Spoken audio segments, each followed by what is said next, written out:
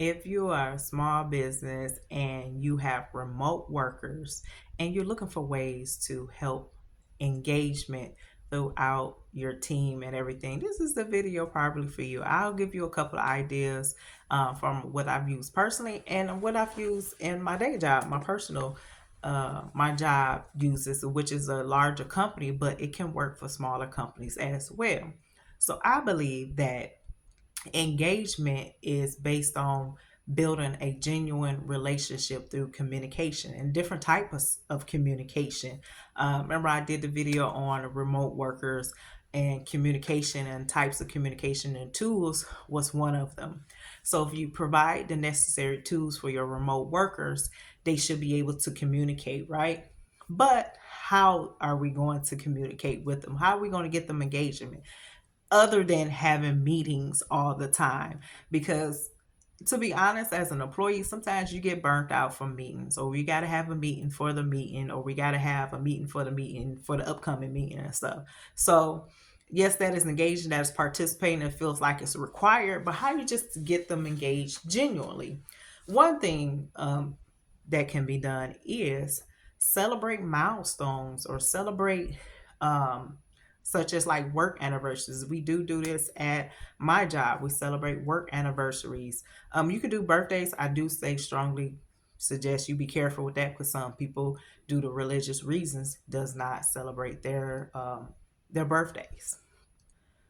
You also can celebrate, an employee's wins or employees' contributions to help them make them feel appreciated. I think it is something that it will have value once you recognize and say, hey, such just did this week. Thank you. Congratulations, blah, blah, blah. Yes, we'll feel very valued and appreciated. And I remember when I used to work on site as well, we used to do lunch and learns. And you can also do that as a remote first organization, remote first small business too, just to get them more engaged in something interest. You can even probably do a poll and ask them, would it be interesting? What would you like for us to see and do and everything like that? So that way to pique their interest and people will show up. And if you have the budget for it, maybe bring somebody from an outside organization to speak about a specific topic and everything to get them more engaged. Again, get it genuinely engaged and continue the building, the communication stays open. You kind of get to know your employees a little bit better. And also, if you have the budget for it, you can do public meetups.